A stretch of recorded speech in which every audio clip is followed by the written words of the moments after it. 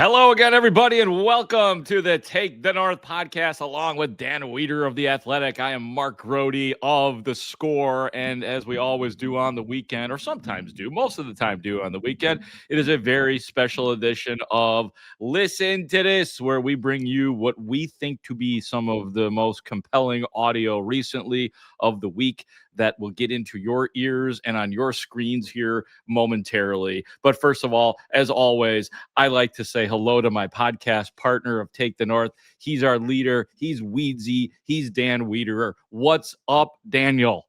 Hi, Mark Grote. How are you? I'm very appreciative of you kind of spinning this very format for our audience and just pronouncing it in a way that it's supposed to be pronounced. You know, it was originally pitched as listen to this, and now it's listen to this. And now everybody gets what they want out of this episode with a lot of good sound that we'll play and trying to set the stage a little bit, not only for Sunday, but just kind of surveying the landscape of what's happening with these Bears. And it's an interesting time here because there's a lot building.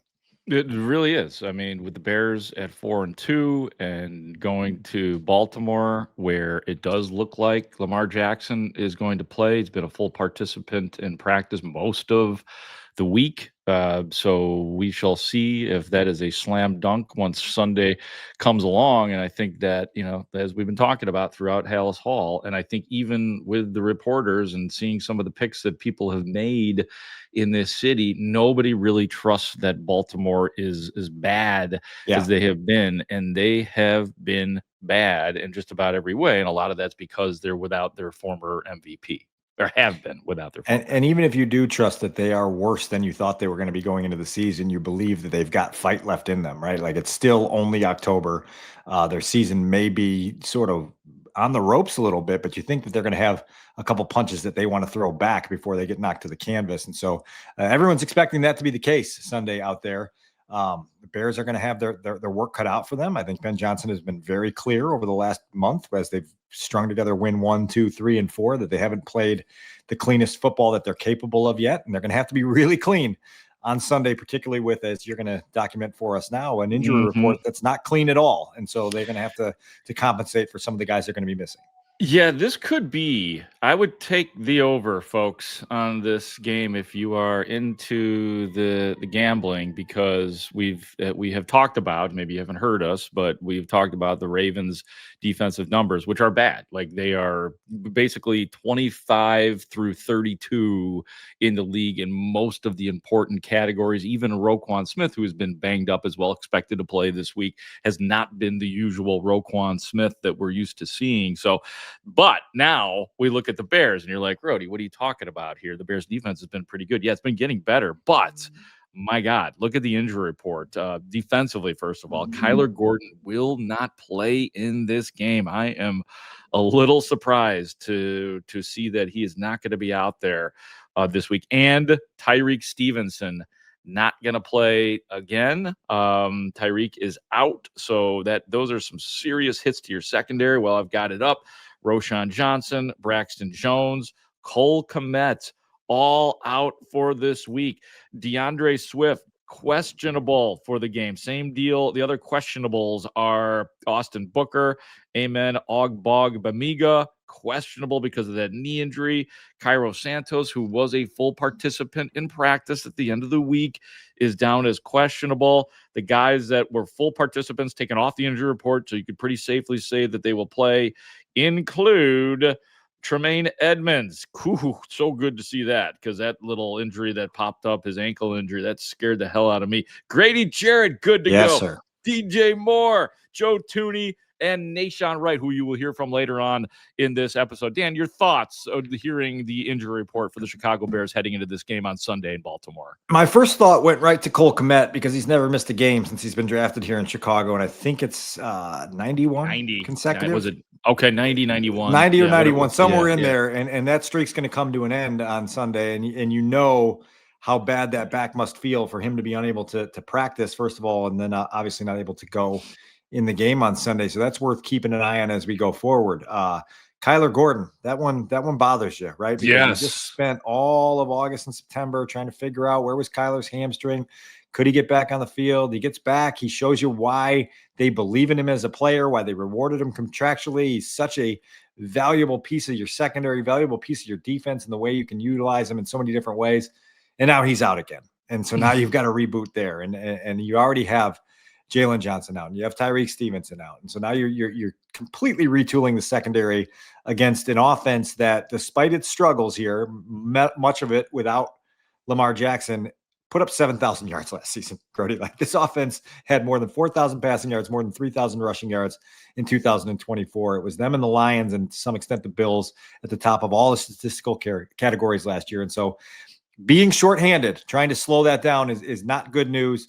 The last thing I'll give you, and maybe we can circle back into the secondary for a second, is the Cairo status is just, it's a head scratcher for me, because he's been full for 2 consecutive practices. He's still listed as questionable on the injury report. We've talked previously about Ben Johnson's proclamation that Cairo will be their kicker when he is healthy enough to go.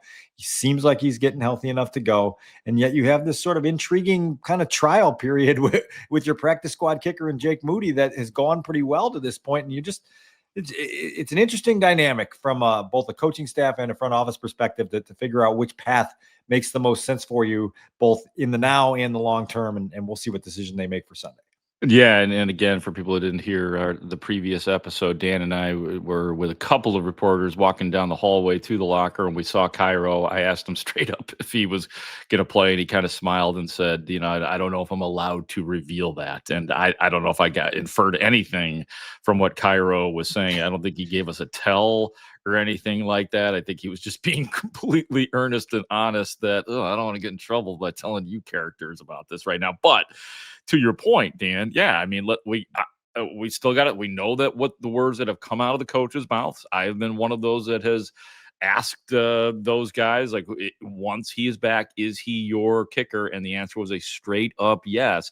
But we still got to see it. And I would imagine, Dan, that if Cairo is 90%, why not just put Jake Moody in? You know what I mean? Like, you can afford to wait until Cairo Santos is 100%. I'm still for Cairo Santos being the Bears kicker. I think he's earned it. I think he is good, and we know that he's had some shortcomings, and it's a big deal when there are shortcomings by the kicker. We all know that because we expect perfection out of kickers, but he's still their best option. But at least you have somebody that can do it, which is good for Jake Moody, good for the Bears, and probably good for another team in the very near future for Jake Moody.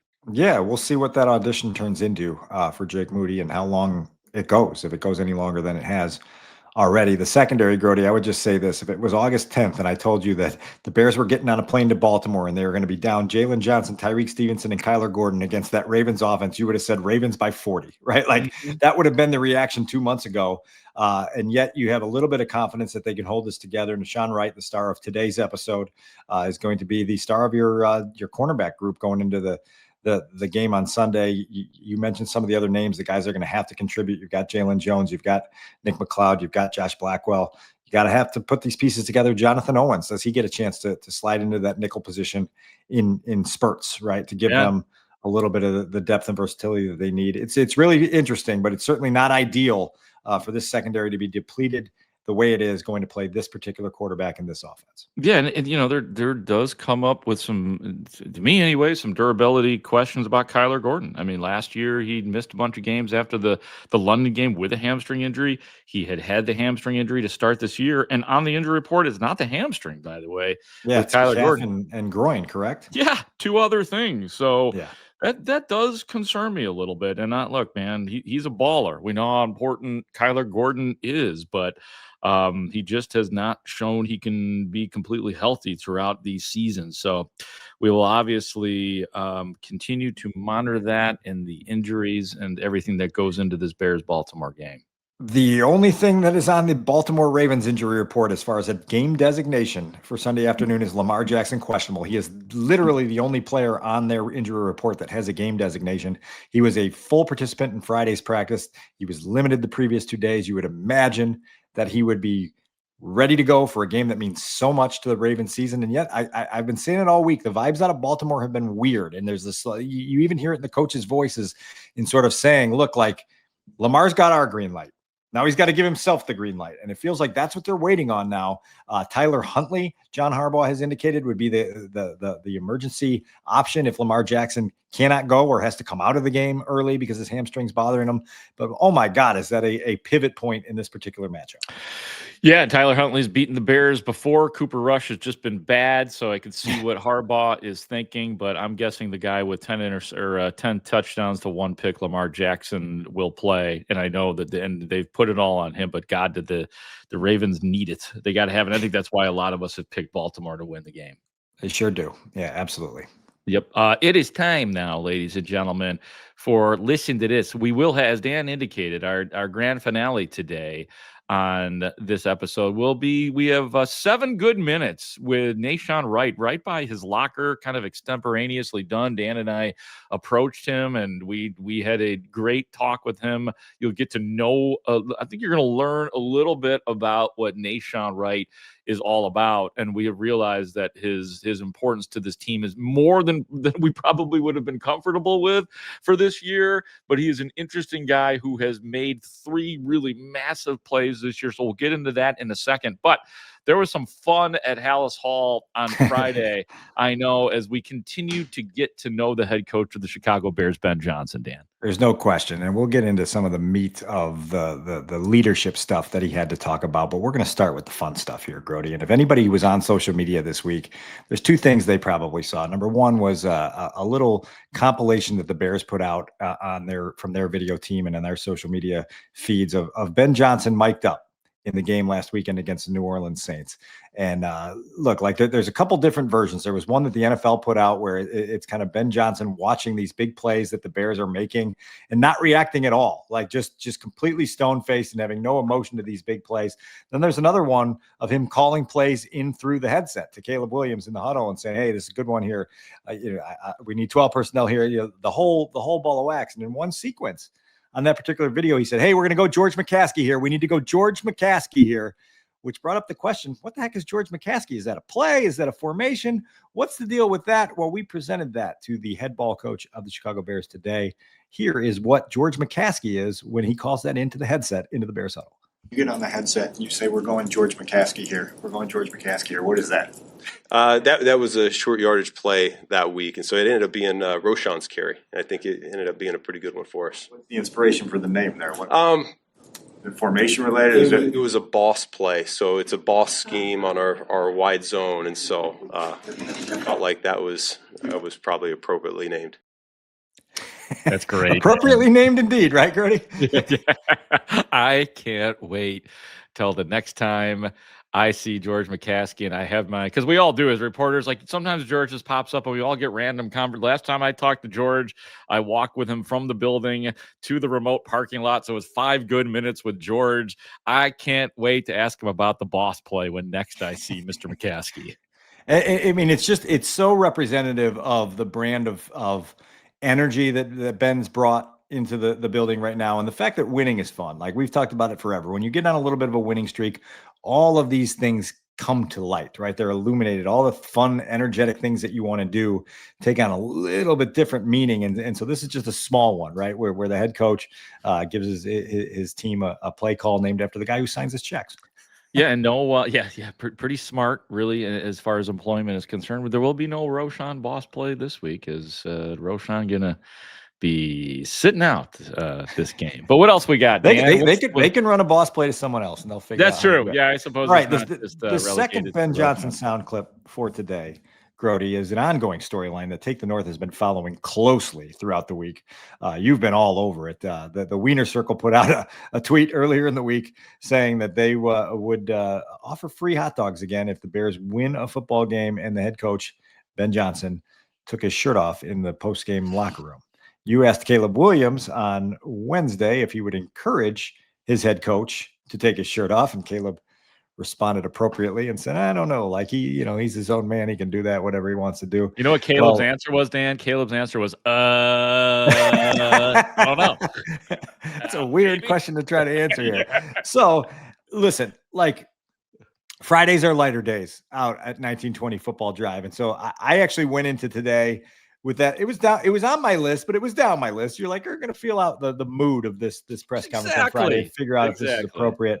It is no surprise that Patrick Finley beat me to the punch on asking the question to Ben Johnson. And so here is a little bit of the exchange about Ben Johnson's dare from the Wiener Circle. About the hot dog thing with you taking your shirt off? That's been mentioned. It's a little disturbing. Why would we want to see that? Huh? Any comment? No. Why do you assume I'd have? Are you interested in feeding people? Well, yeah, I am. Yeah, do you not want people to eat, Ben? I'm a man of the people, so time will tell. Wow. Actions speak louder than words. Yeah, that's right. He's not ruling it out. He's not ruling it out. And the Grote, the smirk on his face was perfect. And this is what we've been missing here for a while. Matt Nagy had this for a stretch, particularly in his first season as head coach here. Just the vibe, the back and forth, the give and take.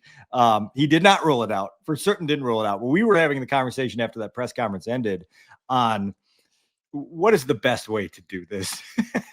Like, if you are Ben Johnson and you decide this is an avenue you want to go down, how do you do this? My contention, Grote, is that Sunday is too early, right? Like, this has got to be for a more significant win. Yeah. Maybe it's a win over Green Bay. Maybe it's a win that clinches a playoff spot, right? Yeah. Like, maybe it is the postseason win that you finally rip the shirt off. But this feels too early for me because it could come back at you, right? And it could backfire if things get away from you, and then you just become a punchline.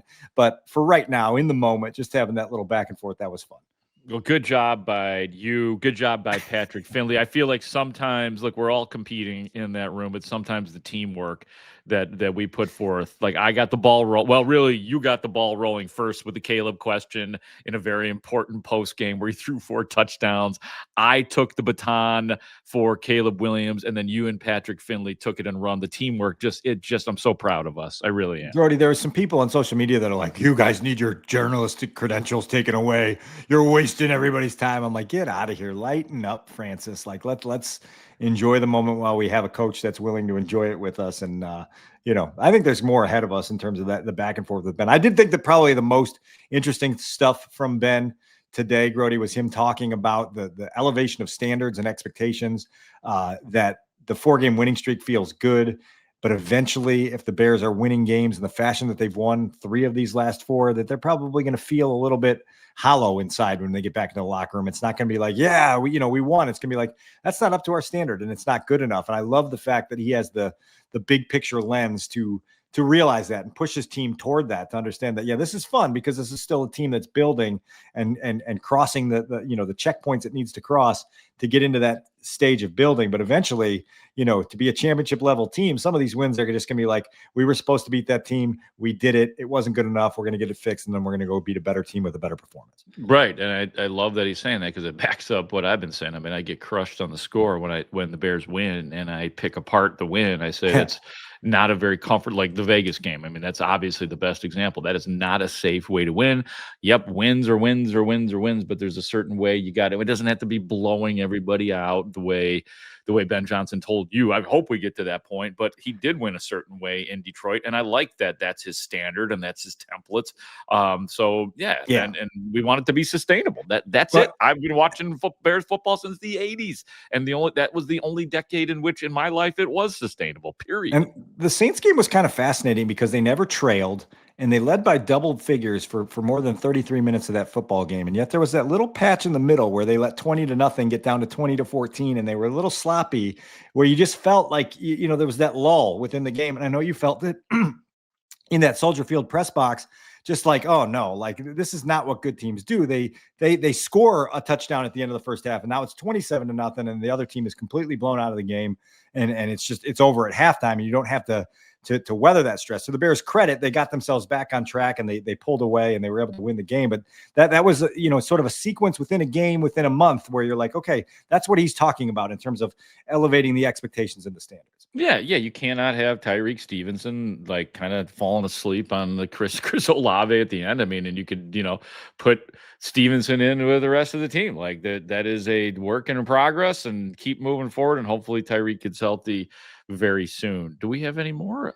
We Dan? do. What else did you get? We've got passing game coordinator Press Taylor, Oh, who I had an yeah. opportunity to speak to on Thursday morning in the midway at Haugh. And Grote, one of the big topics this week is Caleb Williams on the move. It's why has he been less effective than expected throwing while scrambling, and why last week against the Saints did he not take advantage of some opportunities to just tuck the ball, run it, get some positive yardage with his legs, and keep the offense on schedule. And so that's going to be something that we're going to be watching closely on Sunday in Baltimore. They've tried to troubleshoot it a little bit. They've tried to talk to Caleb a little bit about it, but they're also trying to let the quarterback use his feel to naturally guide him through those situations. I had a little exchange with Press on the entire conversation. I thought his insight was interesting. Take a listen. Really, you have to let the quarterback decide. Yeah. Take the stinger away from him, and that's one of his gifts, is getting away from pressure and extending downs. But you also got to look, we haven't created those plays at this particular time. You kind of look at it like basketball, of like, I'm struggling, this shot's not falling, I got to find a way to get to the rim. And so it may be we're getting out and we have opportunities, but it may be time to just, let's go see if we can get 6 and slide and keep the down moving in 2nd and 4 and put us in a favorable situation. Now, if it's there, throw it. But I think there are times where we're just not connecting at this point in time. It doesn't mean we're going to stop doing it at all, because that's a play that really just comes as a natural reaction off the first play being covered, pressure, whatever that may be, leads to it. So there's a fine line. It's never going to be black and white. So you're always just kind of referring to the quarterback's decision making. But I think as we grow and we learn from each play and each situation that comes up, we can get better and better at it. Then they play opportunities in the passing game. What do you sense, big picture wise, why there hasn't been more than just tonight? That's a good question. I don't know. I mean, when you look at them, I don't know that there's been a ton of opportunities we just haven't missed. We had some contested catch opportunities in the game the other day that we didn't hit on. And then there's some maybe we're better off, rather than trying to force this ball down the field, there's green grass ahead of us to run based on the situation. I think there's times where I think it's natural for a quarterback. It's 3rd and long and I get out of the pocket, and I'm not sure that I would run for the first. So they are maybe a little more aggressive to push the ball down the field. I'm not saying that's happened here, but I think if you went and looked at each instance, you'd be able to find that. I think some of it too, I don't know that there is necessarily a big picture answer to it. I think each one's kind of case by case. Sure, yeah. What led to us getting out of the pocket? Was it pressure? Were we covered? Were we, did we just not go through progression? There's all sorts of things that we kind of look at each single one of, okay, we had a scramble drill hill here, we scrambled this way because of pressure, but the concept's going the other way. Sometimes it's tough. Sure, yeah. And then sometimes it just happens naturally. So I don't know that there's a big picture answer. Do you sense the scramble drill rules are pretty ironed out at this point? Like everybody's on that same page. We've gone back. We kind of doubled down on making sure we went back and taught it again and reviewed it through the bye week and instituted it into practice. There's times in 7-on-7 where we call a play and then we tell the quarterback, hey, scramble. Yeah. So nobody really knows but him, and then we try to work in the mechanics of the drill. I think we do a pretty good job of showing examples around the league, what it looks like, past examples of our success, whether it's practice, training camp, games. But usually you get what you emphasize, and we want to make sure we get better at that. Yeah, I mean, when it's his stinger, it's got to sting at times. Yeah, exactly. Right? And we think it will. We think as those opportunities come up through the course of the year, I think it'll balance out to where we're making a few more of those opportunities. Dan, I'm really glad you asked Press Taylor right there, and I'm looking forward to hearing more from you on it. But my reaction is good stuff, great back and forth, because I'm the scramble rule drills. It's really important because I wanted to follow up with Declan Doyle about that this week and didn't have a chance because he had talked about, I was starting to ask him about the responsibilities of not just Caleb, because we're all put it on Caleb. What about the receivers? What about the tight ends? What about the rules when things break down? That is just so important, as we well know. And then I also love the hoops analogy too. Like sometimes you got to I know it's like not it almost feels like you're copping out, like it's the easy way to do it. But yeah, man, I mean, going to the rim and just doing that instead of hanging outside at that 3-point line or your mid-range jumper, do what you do best. And then we'll work it out later. We'll make it better. We'll get your receivers more involved, but do what you got to do because you're the winner out there on the field. Yeah, and essentially the analogy of getting to the rim was he said, go get 6 and slide. Just get 6 yards and slide, and then we'll reboot from there without having to try to make something bigger happen. I do think ultimately for Caleb to be the type of quarterback that he was advertised to be coming into the league, he's got to become one of the most dynamic scramble and throw guys in this league. We see how dangerous Patrick Mahomes is. We see how dangerous Lamar Jackson is. We've seen Aaron Rodgers. We've seen Josh Allen. Those guys make a living killing opponents when they get out on the move and then they find a play down the field. For whatever reason, it just hasn't clicked consistently with Caleb, even though he's avoiding the sacks and getting out. They're just not making defenses pay when he does get out, and that's got to get better. You did hear them say that they used the bye week a little bit to reemphasize those scramble drill rules. That they're working on it a lot. And then look, like Press admitted, right? Like that's Caleb's stinger, and that stinger hopefully will start stinging soon, right? Like if you are advertised to be a great scramble and throw guy, then that's got to be something that takes the offense to a new level. And in the short term, I think the encouragement is, hey, just go use your legs to get some rushing yards, and then we'll work back into the ability to make some big plays moving and doing some passing on the run. It wasn't Stinger the nickname of Matt Eberflus, one of Matt Eberflus's bees? I think it's one of his honeybees. Stinger. Yeah, Stripey. All right, Stripey. All right.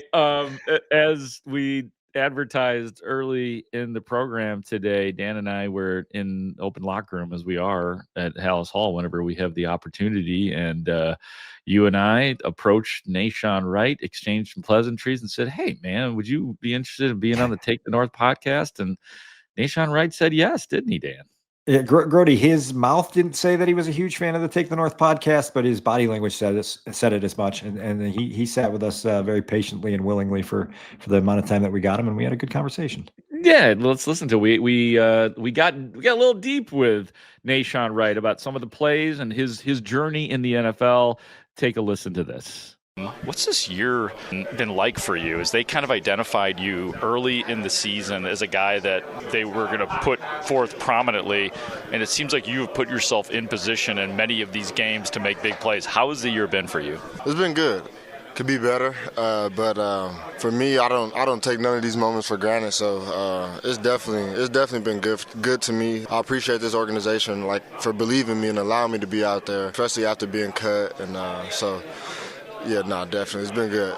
Is that why you don't take anything for granted? Is it that part once you get cut? Is that the mentality? I've kind of had that mentality just throughout life, but being drafted, then traded, then cut, all that kind of definitely. I'm a humble person, but I think it does make you kind of take a step back and kind of realize what you have, and basically just not to take it for granted. So every time that I go out there, whether it's practice, whether it have been OTAs, training camp, whatever the case may have been, I was trying to give it my all. So yeah, no, I definitely don't take it for granted. With your journey, what are you most proud of with what you've been able to accomplish? Just being in these shoes. Even just being on practice squad, there's millions of guys out there, or hundreds of thousands of guys that wish they could be in those shoes. So, yeah, it's I don't know just being in these shoes is what I'm most proud of. Being in this position, being with this organization, with these group of guys, these coaches, yeah. I definitely want to talk about some of the big plays, but you said it could be better. What do you mean by that? There's more plays to be made. I think everybody in this locker room has that attitude about them. It's never enough. There's more that can be done. If you just go back and look at the game, KB could have had one more pick. So there's a lot out there. So.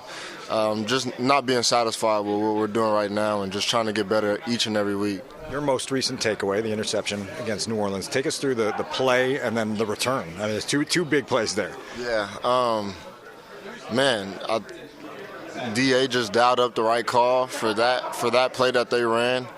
And I was just able to make the play. And then once I realized I caught it, I just got up and then just tried to get in the end zone. I think we preach that too. Once you get the ball, get in the end zone, because you never know what can happen. I got up and used a little bit of the return skills that I had growing up. So you caught your head coach's attention. He said after the game he might have to get you on offense. Did you hear that? No, I didn't hear that, but I definitely went up to him yesterday and was like, "Hey, if you ever need me, you got me. I got a little bit." You go up and get it, guy? Yeah, I can do that too, for sure. You know he's creative, so he'll consider any suggestions, right? Get me out there on the end around or throw me a 9-ball. The week before, the Jaden Daniels fumble, how fortuitous is it that? I mean, is it right place, right time, or were you making a play? I think it was a little bit of everything. Right place, right time. I think the weather conditions may have played a part, maybe a little bit. And then just being aggressive, knowing that they were trying to get the first down. And so just being aggressive, seeing my man block down. So I was just able to kind of go try and make any play, whether it been a tackle for loss or just picking up the fumble. Al Harris talks a lot about the concept of covering the system, covering the route more than the man. What's your interpretation of what he means from a DB's eyes, what you need to do in that regard? I mean, in offenses, like receivers, they have a system that they have to go by. No one's out there just freestyling and just coming up a route. So it's kind of just honing in on those details, like in this formation and how they run in this type of route and how they get into this route. So it's more so playing the system, not the receiver, because I think if you get caught up in trying to play the receiver, you got guys like Tyreek Hill who are super fast, and you always worried about the deep ball. But if you kind of dial in on formation sets and how he's running the routes, sometimes you may not necessarily be worried about the deep ball necessarily, or just any of these crafty receivers. Like, I think they all have a system that they have to abide by. So it's a quarterback receiver timing thing. So you know that, yeah. There's tells to that, right? Like that's what you're looking for, is just tells from each guy that you're covering? Definitely. What's Lamar Jackson, or what are you thinking about as far as Lamar Jackson is concerned this week? Everything. Like, you have to account for 11 men. Not most teams don't necessarily have that luxury of having that 11th man that's like capable of making plays. Being able to plaster in coverage, account for him in the run game, and you got to worry about everything with Lamar for sure. Last couple things here and we'll let you go, but how hard is it to be a defender in this league these days when all the rules and everything is about offense, especially the quarterbacks, the receivers? Is it harder than ever to play the position that you play? Yeah, I think it's tough when you're not allowed to be as physical. It's a lot different than college, and I think that's what I had to learn coming from college, that you got to kind of play a little bit more technical, and you don't get away with as much. It's definitely it's tough, but I think if you just clean up the technique and just have your eyes in the right place and just understanding what you're out there doing and have a next play mentality, I think you'll be you're fine. 4-game winning streak here. 4-game winning streaks create vibes. Describe the vibe here right now.